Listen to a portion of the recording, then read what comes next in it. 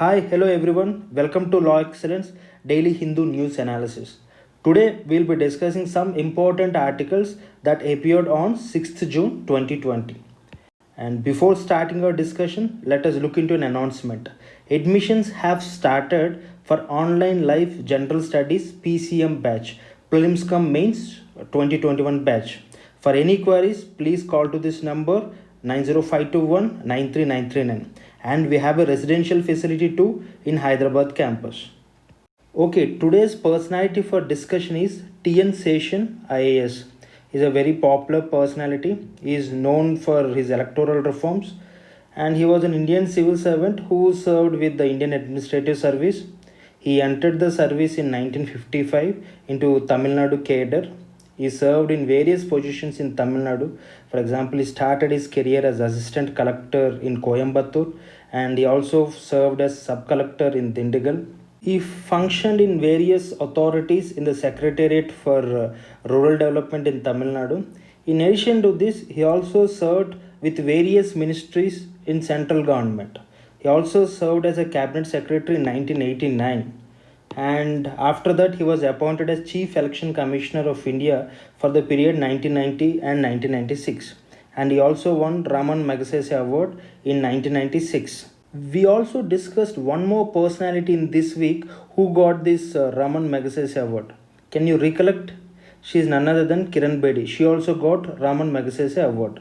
Now coming to TN Session, and he is popularly known for his election reforms. He redefined the status and the visibility of election commission. And since his times, the election commission became so active. He identified more than some 100 electoral malpractices and reformed the whole election process. For example, the important reforms which he implemented is one is enforcement of election code of conduct, and also providing voters identity, voter ID card for eligible voters, and also he kept a limit on election candidates expenditure. So these are the three important reforms which he brought in. So these three reforms are essential for us to quote in our governance GS paper 2 or even in polity. So, and also he curbed various malpractices. For example, bribing or intimidating voters, he tried to curb that, and also distribution of liquor during election process. And also he prohibited use of government funds or government machinery for campaigning purposes. Most of the time the government in power tries to use the government funds and machinery for campaigning purpose. This is unethical thing too. So in this way, this personality's contribution is useful for us for our GS paper 2 and also even in ethics. Now, as usual, our discussion will be categorized into two types: Daily Editorial Enrichment Programme and Targeted News Analysis. In deep, we discuss on those topics which appeared in editorial pages of the Hindu. In Targeted News Analysis, we will be discussing those articles which appeared on the other pages of the Hindu. These are the respective page numbers of Hyderabad and Bangalore edition. Please have a look into it. Now, if you want to download the link for notes in PDF format, it is available in the description below. And every day we'll be conducting 10 MCQs current affairs test, and you can log into this elearn.login, and you can write daily current affairs test for free. It starts at 9:30 p.m. Okay, today's first article for discussion is Shine a Light. What the article speaks about. The article mentions two research papers that got recently published in top 2 medical journals. And it also mentions what is the criticism these two research papers attracted from various quarters, and what are the grounds on which these research papers got criticized.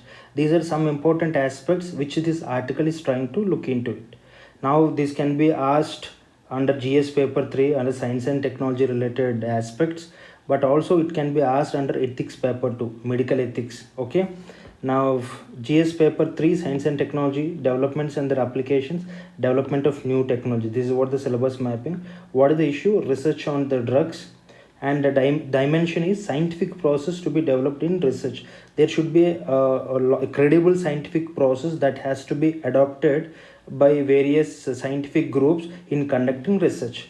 When you don't follow the credible scientific process, whatever results you produce, it may not attract the right amount of support. So the means are important more than the end. Now, what is the learning objective? To know the mode of drug research in India and the issues involved in it. Now we will look into the details given in the article. But before going into the details, let us try to define the term called peer review, which is mentioned in the article. Now the image is a caricature on this term called peer review.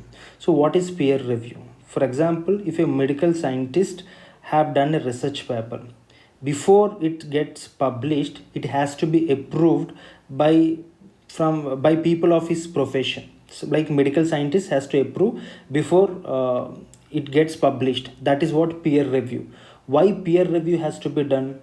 Peer review has to be done so that it will improve the credibility of the research paper. It is not only there for medical scientists, it is there for every profession. For example, if a PhD student wants to release a paper, it has to be peer reviewed by other PhD students. If a professor wants to release a paper on a particular topic, it has to be peer reviewed before publishing by other professors in that particular subject or in that particular domain. So it is a very important process. Unfortunately, in the two reviews which are in the two reports which are released, this peer review process haven't done. That is what the article is trying to mention. Now what the article is saying is that recently there were two research papers that got released, one in the weekly medical journal the Lancet, and the second one is the New England Journal of Medicine. In the research paper that got published in the Lancet, what the research paper is saying is that, see, there is no found use of hydroxychloroquine. It is an anti-malarial drug. So there is no use of hydroxychloroquine to treat COVID-19. This is what the research paper is trying to say. Now, based on the report given by this research paper, World Health Organization and even European countries, they suspended the drug trials to deal with COVID-19 by using hydroxychloroquine. But in India, we give hydroxychloroquine as a prophylaxis, means those people who are more vulnerable to COVID-19, for example, health professionals, doctors, nurses. For these people, we give this drug. But the Lancet paper says there is no found use of this drug to deal with COVID-19 patients. This is what the first magazine is trying to say. Second one, the second research paper which got released in New England Journal of Medicine, what it is trying to look into is that it tries to answer some questions on the associations between cardiovascular disease, COVID-19 and the drugs that are given to deal with COVID-19. So it is trying to look into the association between COVID-19 drugs and cardiovascular diseases. Now, whatever the research papers published in these two journals were drawn back because of lot of controversies. What are the issues raised against these two papers? One is they haven't followed proper methodology. For example, they have to follow a very scientific process. They can't come to a conclusion based on a flawed scientific approach. And there are also some issues raised by scientists and also from different other quarters regarding the data sets which they have taken into consideration to arrive at a conclusion. For example, the Lancet study used some 96,000 patients sourced from 671 hospitals in 6 continents. There are many concerns raised against these data sets. For example, the clinical trial specialists say that, see, to analyze this much amount of data, you need to have good amount of human resources and they should be having good scientific expertise. But unfortunately, these two things are not satisfied here. For example, the data was supplied by a corporation called Sargisphere Corporation. This corporation do not have that much amount of human resources, nor these people have that much of expertise too. But how come they could have done analysis of this much of information? And regarding sharing of the data of various patients, and the Sargasphere Corporation is trying to say that they can't share the information, they can't share the source of information because of some confidentiality reasons. So there is a lot of secrecy, there is a lot of opaqueness in the way the scientific process have, in the way the methodology have conducted. And another thing is that whatever the research conclusions came, it was not approved by peers. There was no peer review process happened. So these are some 3 important issues that happened which undermined the credibility of the conclusions which these 2 reports produced. Now what the article is trying to say is that, see, the means and methods to a scientific result matter more than the result. So you have to follow a credible scientific process. This is what the article is trying to say. And when you don't follow a rational, when you don't follow a credible scientific process, and right now we are in a very critical situation, COVID-19 situation, so whatever the results you generate out of it, it may not get the right amount of appreciation or recognition. This is what the article trying to say. Now we'll move on to the next article, a right time to shift pharma gears. It's a very important article in the sense it will enable us to understand the present pharmaceutical sector, especially the research in pharmaceutical sector, and what are the issues the pharmaceutical sector is facing and its impact on the affordability of the drugs. So in that sense, this gives us a lot of content. So what the article mentions is that it critically looks into the existing what you call research in pharmaceutical sector. So what are the issues involved in it, and it also proposes something called health fund, and what are the benefits involved in this health fund. These are some important aspects which this article is trying to address. Regarding syllabus mapping, it can be asked under issues related to intellectual property rights and issue innovation in pharmaceuticals, and the dimension is need for an health impact fund. This is a new institutional reform which this article is trying to propose in place of the existing regime. And it also says that the health impact fund have lots of advantages, both for what you call the people, even for the private enterprises, even for the government. So it will be win-win situation for all the stakeholders. This is what the article is trying to argue. And regarding learning objective, to know about the issues involved in the existing framework, what are the issues right now the existing framework is being faced, and to understand the benefits of the health impact fund. Now we will look into the details given in the article. See, the article mentions that the global pharmaceutical industry is worth of 110 lakh crore. Now out of this 110 lakh crore, 55% belongs to this branded drugs. And I think you know what is a branded drug, which we call it as a patented drug and a generic drug. So most of the market, global pharmaceutical sector, consists of branded drugs. And what is the present existing framework is that, see, a company who wants to produce a product, they will be given a monopoly for 20 years because they have produced the drug.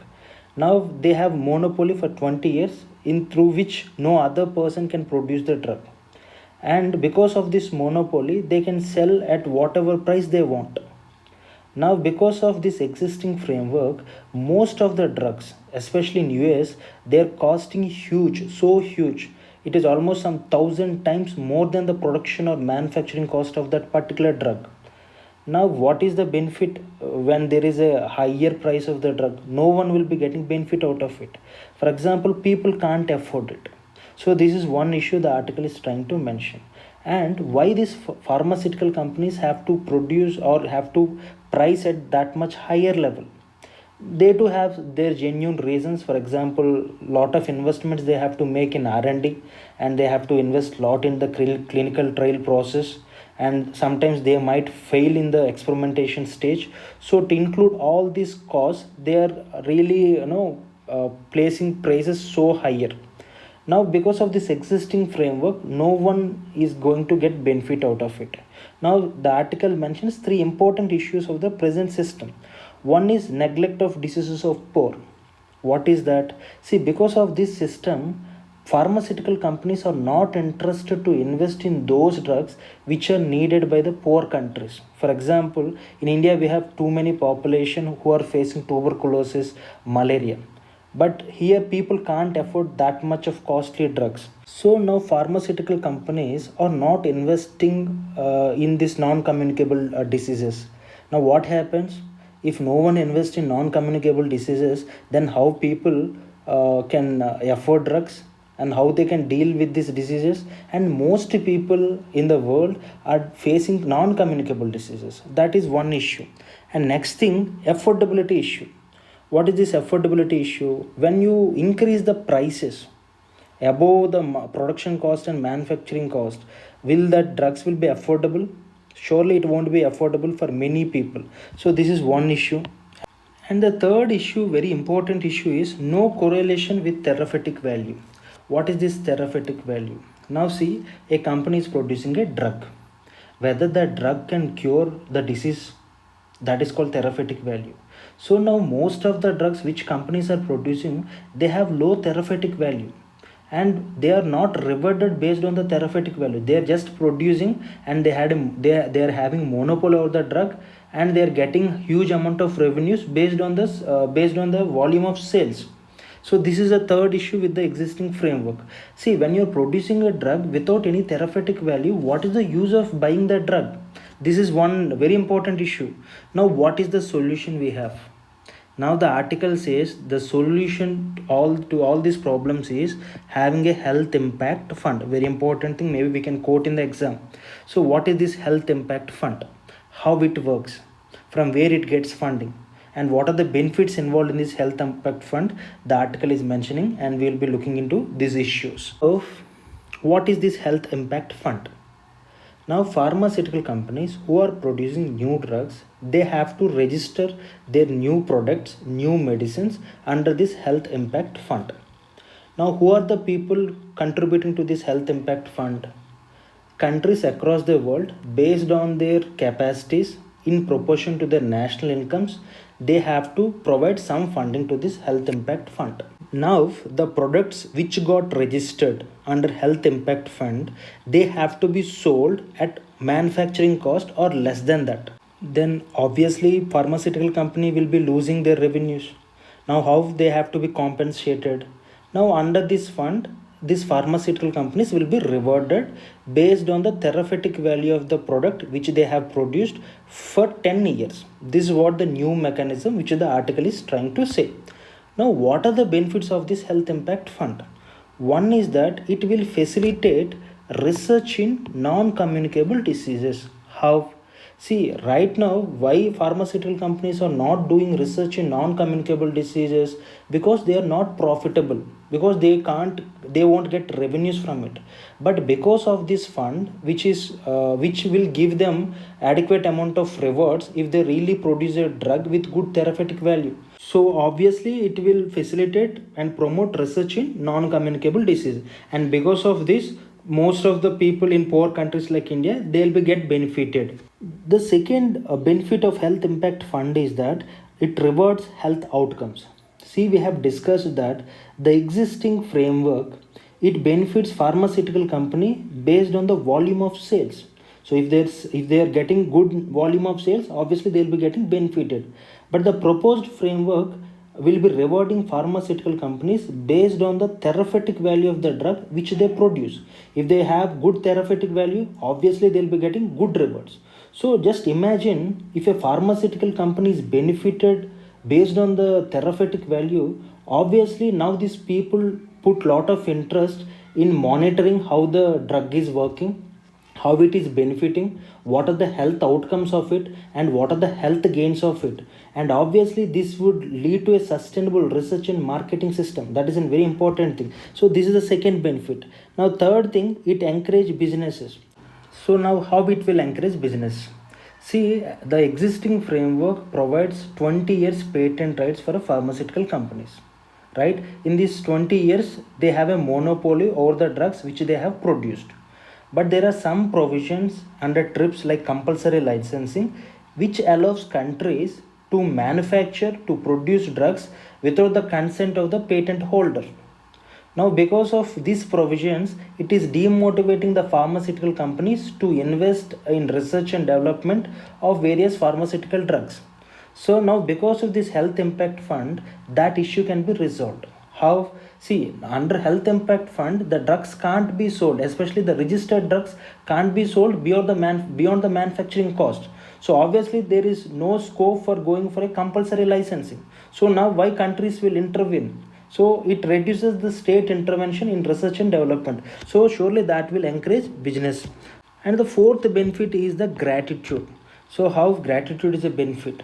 See, because of this health impact fund, there will be a very trustful ecosystem that is developed.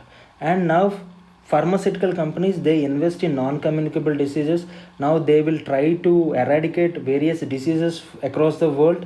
Now because of this, surely they'll get some gratitude from the countries.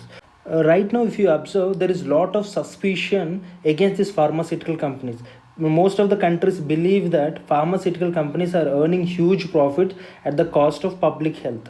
Now, because of this health impact fund, that type of notions can be eradicated. So it will surely improve the confidence the governments across the world will have on pharmaceutical companies. This is a huge advantage. So the article mentions a fundamental shift in how the pharmaceutical sector is functioning as of now. We will see the next article, beyond the legal counsel's predicament. So what this article is trying to say. The article criticizes the style of governance of the present government.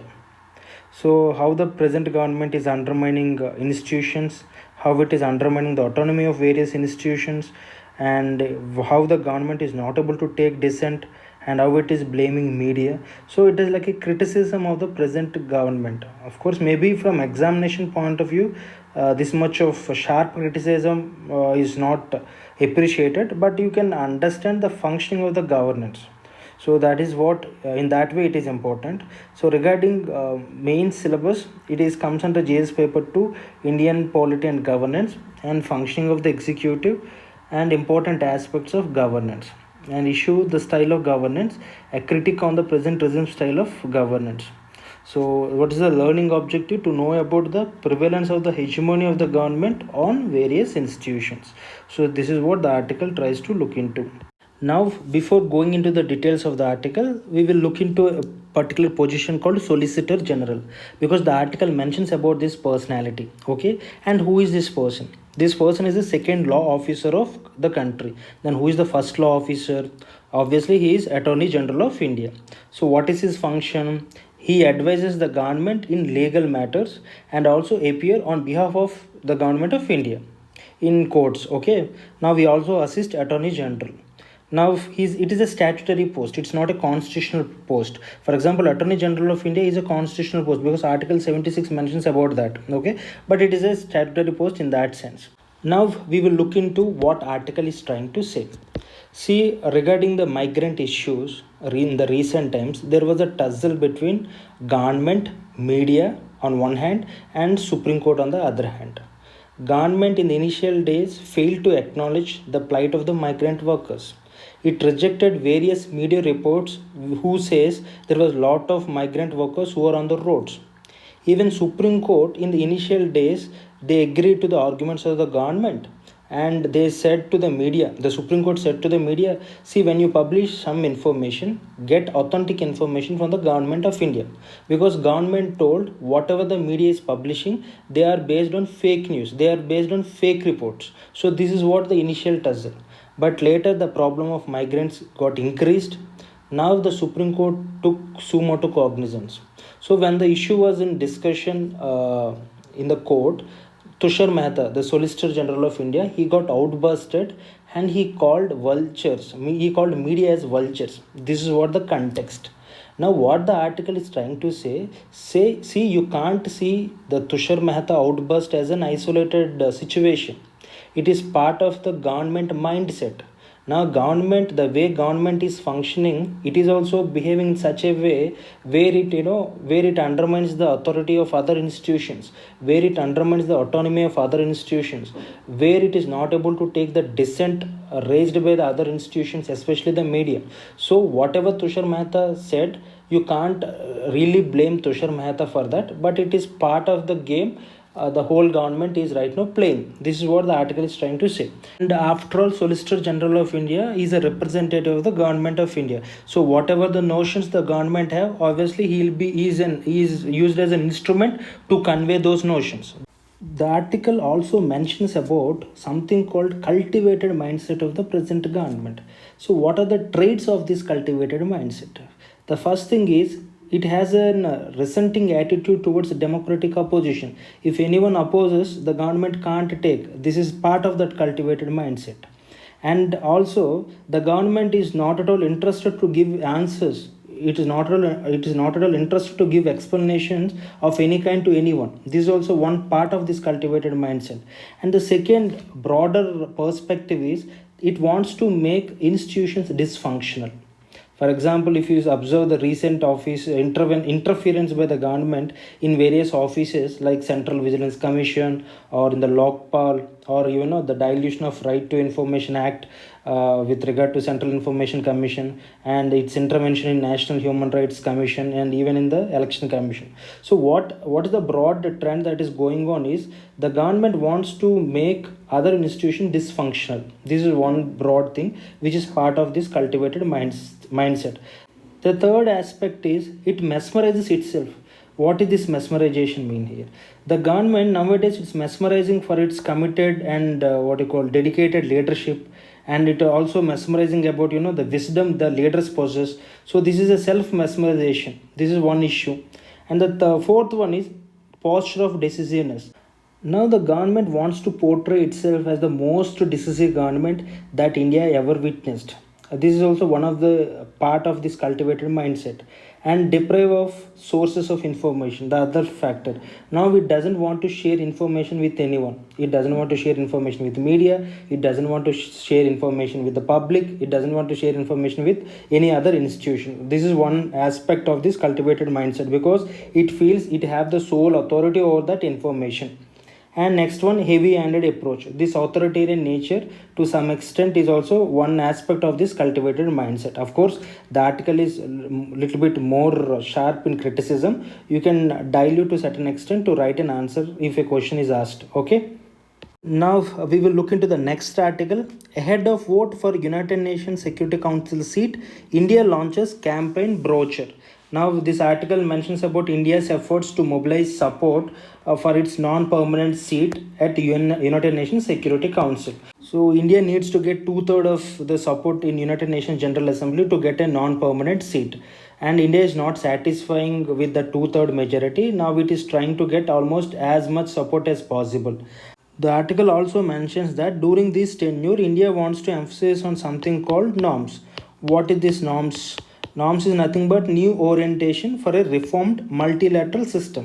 Now the government of India wants to emphasize on this norms approach at United Nations Security Council.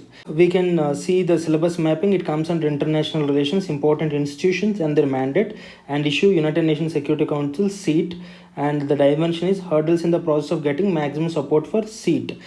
Of course, India will get support of many countries, but there are some countries which may not support.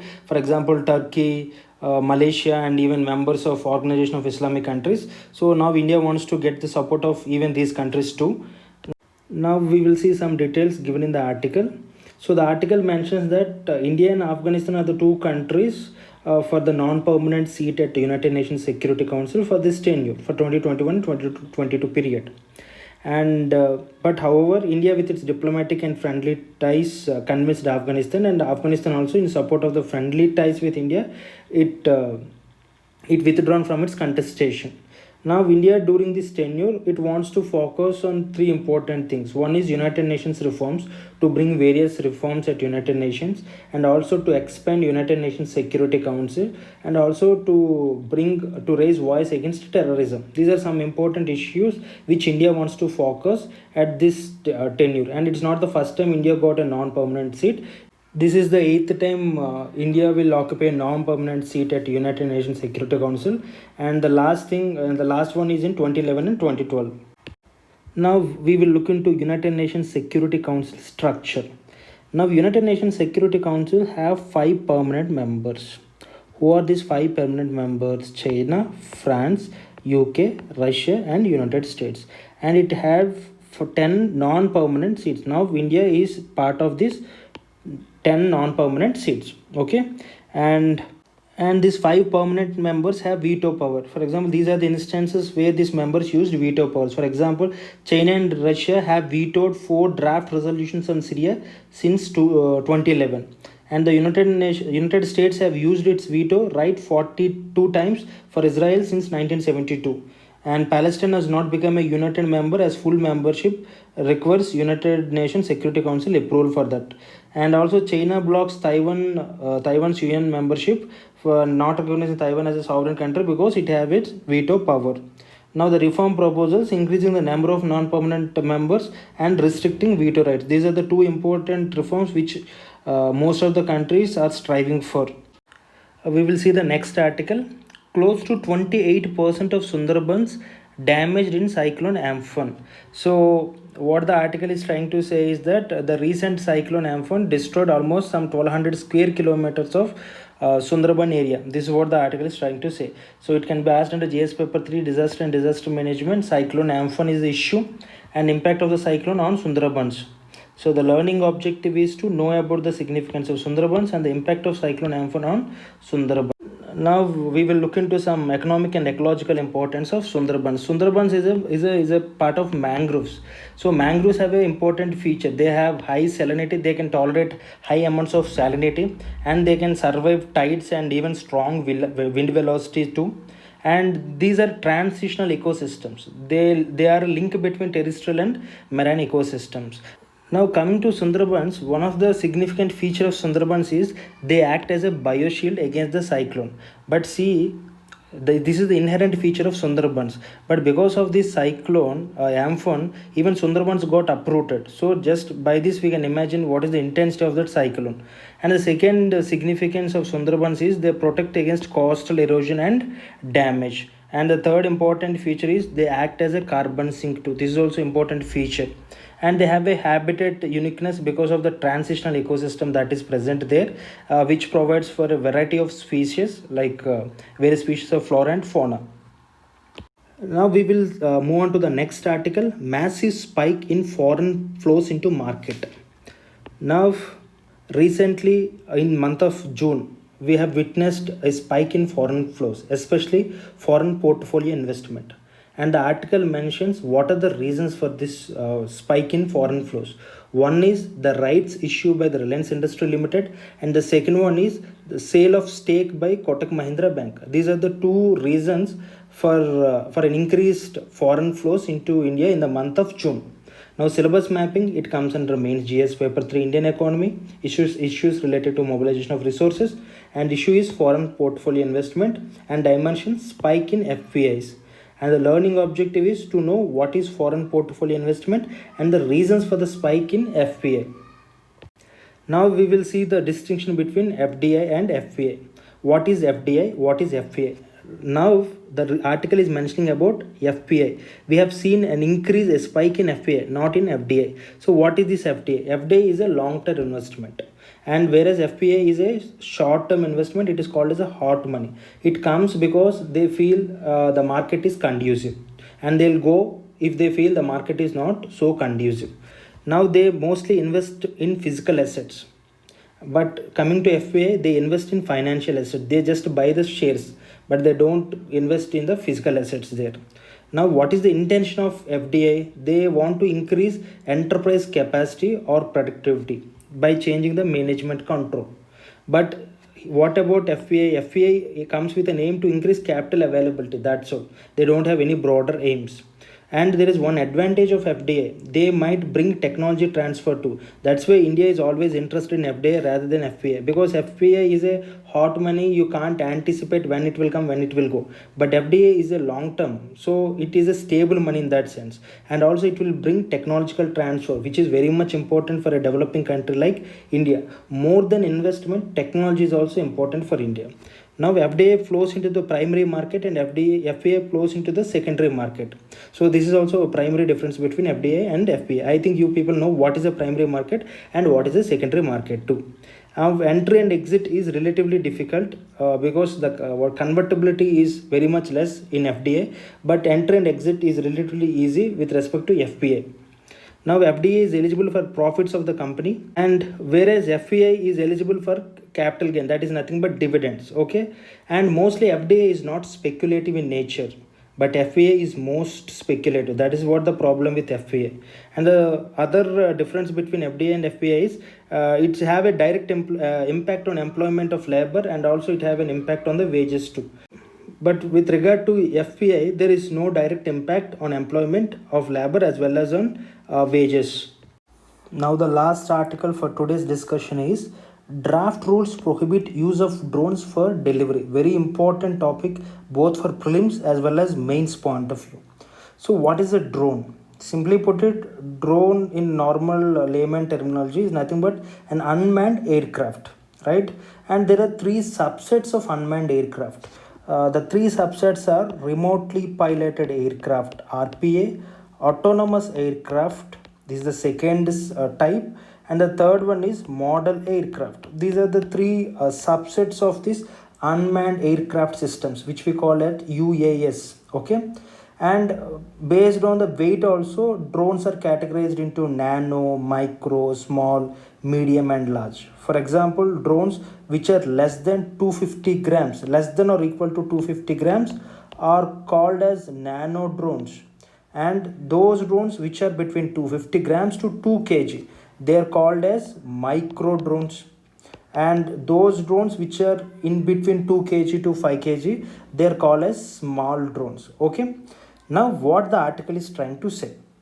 Now article recently Ministry of Civil Aviation released a draft rule. This draft rules prohibits drones, the people who use these unmanned aerial systems, not to drop any materials from the drones, or not to use drones for food supplies. But recently, Director General of Civil Aviation approved Zomato and Swiggy to have a trial regarding using drones with respect to supplies. So that is what the issue is. Now the syllabus is main GS paper to government policies and interventions in various sectors and issues arising out of the design and implementation. Now issue is drones, and the dimension is draft rules on drones by Civil Aviation Ministry. These rules are very much important. Okay. Now learning objective to know about the draft rules issued by the Ministry of Civil Aviation to regulate drones. Is it the first time government is issuing drone rules? No, already we have drone regulation 1.0, drone regulation 2.0. This is almost it's a third set of rules, I can say simply. Now, what are the various provisions of this draft unmanned aircraft system rules 2020 issued by Minister of Civil Aviation? The fundamental aim of these rules is it aims to regulate the production, import, trade, ownership, establishment of drone ports, which we call it as drone airports of drones, and also operations of unmanned aircraft system. So it is applicable only for nano class drones, and we have defined what is a nano class drone. So those drones which are less than or equal to 250 grams, they are allowed. Okay, and only a qualified remote pilot will be permitted to operate heavier drones. Heavier drones means the large and medium size type of drones, and the Director General of Civil Aviation will have the powers to inspect a unmanned aircraft system manufacturing or its maintenance facility before granting any authorization. So which is the apex body to give guidelines or to authorize permission is Director General of Civil Aviation. It comes under Ministry of Civil Aviation. Okay, now there needs to be something called valid third party insurance policy. So no unmanned aircraft system or no drones shall operate in India unless there is an existence of a valid third party insurance policy. There needs to be a third party insurance policy to cover the liability that might arise on account of a mishap involving involving UAS or drones. Now this is the point which the article is mentioning. No drones can carry any payload except as permitted by the Director General of Civil Aviation. But recently Director General of Civil Aviation gave approval to Zomato and Swiggy to have a trial run. Okay, now no person shall drop or project or permit to be dropped from a US in motion. So when there is when the drone is in motion, no person is allowed to drop something.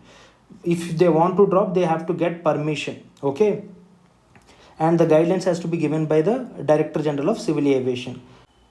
And the next point is, for owning and using a drone, one has to be at least 18 years old. So this is one condition given under draft rules. And in case of companies, the requirement is that their main place of business should be in India, and the chairman and at least 2/3 of the directors have to be Indian citizens. This is mandatory for a company to get ownership of drones. And another important aspect which the article is mentioning, something about BVLOS. What is this term? It is nothing but beyond the visual line of sight. For example, recently Directorate General of Civil Aviation permitted food startups like Zomato and Swiggy to conduct trials for drones beyond the visual line of sight. Now we will look into prelims practice questions. The first question is, consider the following statements. It was set up under Wildlife Protection Act of 1972. Okay. It must give verdict within 6 months of filing the case. Its members hold office for a term of 4 years. It follows principles of natural justice. Which of the following statements are correct regarding National Green Tribunal? So what is the confident point which you can choose or eliminate? It follows principles of natural justice. So fourth is pakka true. So you can eliminate B option. Now why this is true? Because generally tribunals operate on principles of natural justice. They don't follow Indian Evidence Act or Code of Civil Procedure or Code of Criminal Procedure. So just they follow principles of natural justice. Now it was set up under the Wildlife Protection Act of 1972. Is it true? No. National Green Tribunal was set up under National Green Tribunal Act of 2010. So first option is wrong. So if you can eliminate one, A goes wrong, D goes wrong. Then you left with C. Now 2 and 4. Now what is the second statement? It must give verdict within 6 months of filing the case. Yes, because to expedite the process of resolving the environmental disputes, there is a mandatory time limit which the National Green Tribunal has to follow. Now its members hold office for a term of 4 years. No, they hold office for a term of 5 years. Okay. Now which of the following statement is correct regarding compulsory licensing regarding under WTO patent regime? Every firm should get license from patent office to register their patents under compulsory licensing norms. It allows the company to produce drugs without the permission of a patent holder. We have discussed this compulsory licensing. Okay. No company has given this license in India. Company to get compulsory license does not need to pay royalty to patent holder. Please do this question and put your answer in the comment section. Now there is a small announcement before closing our discussion. It is about Kalam Mains Answer Writing Program Season 3. We have successfully completed Season 1 and Season 2. In Season 3, every week we will have a particular subject which will be dealt by subject experts. So they will be discussing a previous year question and they will give an approach and how to write answer to that particular question. The program, it's an online program and it will be opened at 9 p.m. every day. Okay, please watch this program and it will surely help you in enhancing your abilities to write a better answer. And with that we have done our discussion. Thank you one and all.